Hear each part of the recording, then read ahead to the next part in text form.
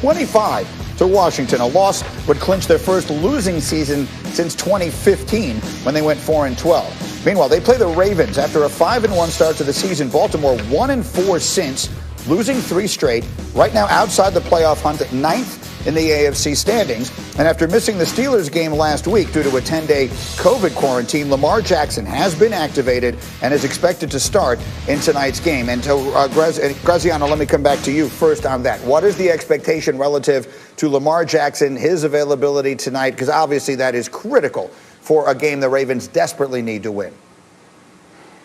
Yeah, look, we've seen guys come off the COVID list and be fine in the first game back. So every case is different. You know, did he have symptoms? Was he actually sick? Does he need time to recover? Obviously, if the Ravens are putting him out there, they're sure that he's going to be okay and that they believe he gives them the best chance to win tonight.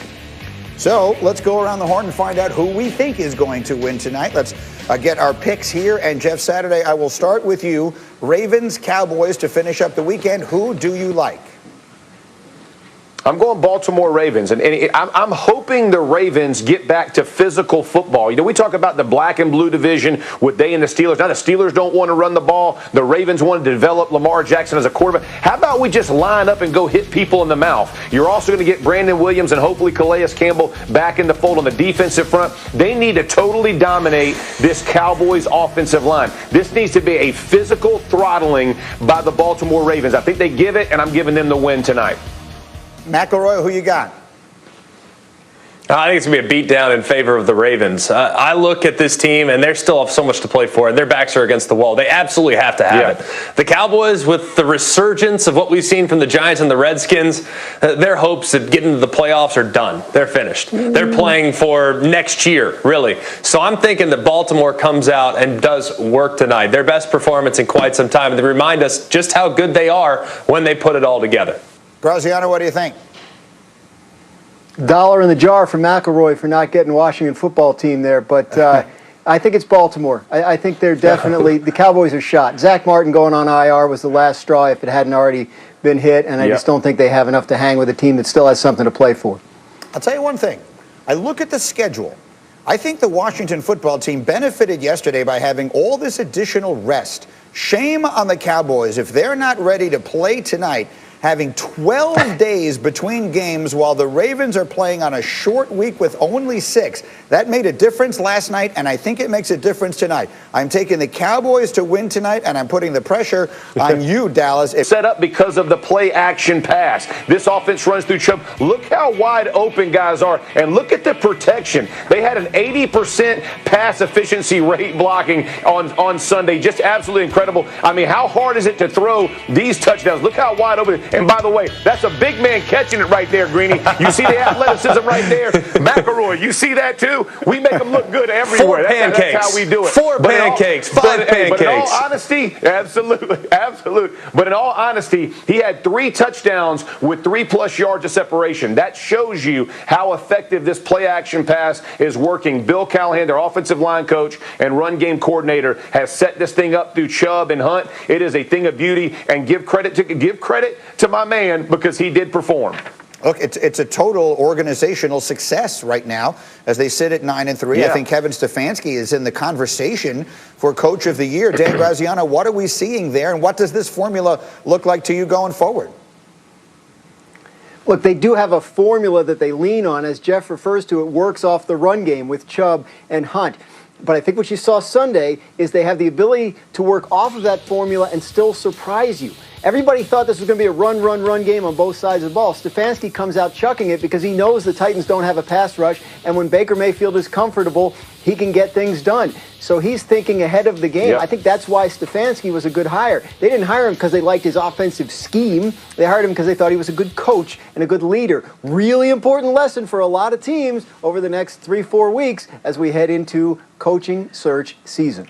Look, for a franchise that has gotten so much wrong in recent years, it is worth pointing out right now it feels like they've gotten a lot of different things right. Meanwhile, one of the biggest stories coming out of the weekend, of course, was the benching of Carson Wentz in favor of Jalen Hurts during the Eagles' loss to Green Bay. Yesterday, head coach Doug Peterson was asked if a decision had been made regarding who starts this week against the Saints, and here's what he said.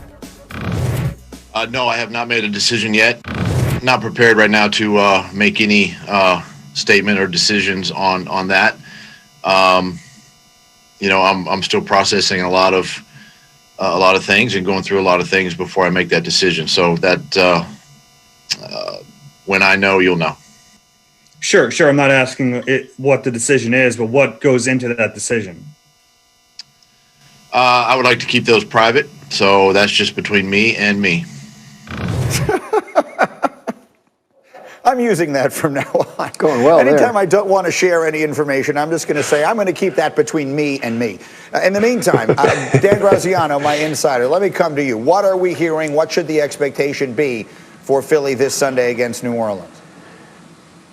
Look, in my experience, when a head coach says he doesn't know who the quarterback is going to be next week, it's probably not going to be the same guy it was last week. Obviously, they could go back to Carson Wentz, but right now it seems like things are pointing toward a switch to Jalen Hurts, if for no other reason than to find out what they have in the young man that they drafted in the second round this year so that they can make some decisions in the offseason about where they want to go at the quarterback position. That could still end up being Wentz. We've talked about the contract a lot, but it doesn't necessarily have to be. And if they did decide to move on, it would be important for them to know what they already have. All right, and so, Greg, for those just joining us, you put together an excellent tape. I'd love to watch it again of why you believe it should be Jalen Hurts going forward right now for Philly. If they're in the business of trying to win football games and chase that elusive playoff spot, they're a game and a half back, it needs to be Jalen Hurts moving forward. Here's why. Because he's making people around him better. Whereas Carson Wentz isn't really doing that right now. It's 3rd and 4, all right? Busted protection. You got pressure off the left-hand side.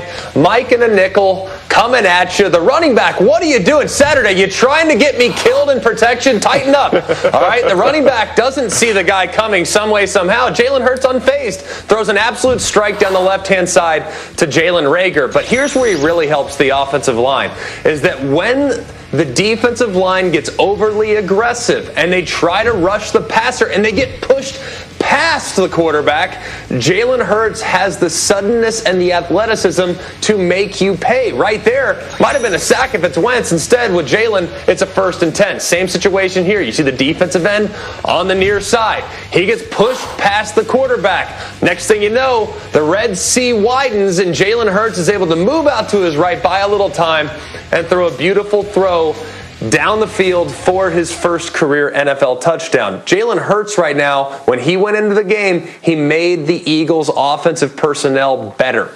That hasn't been the case with Carson Wentz. That's why if they're really trying to win games, and that's the ultimate goal, Jalen Hurts needs to be the guy moving forward.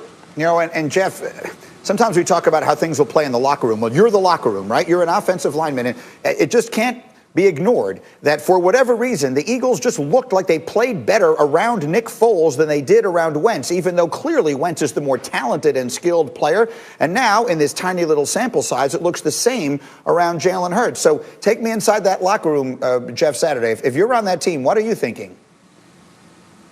Yeah, listen, you understand that Jalen Hurts provided the spark that you were looking for a football team, right? He comes in and to Greg's point, he plays a little bit better and gives you a little action. All of a sudden people are excited. But let's not forget, that's a very small sample size. 12 throws? He still got sacked 3 times, I think. And so, in my opinion, Greeny, as I look at this, I would continue to rotate Wentz and Hurts.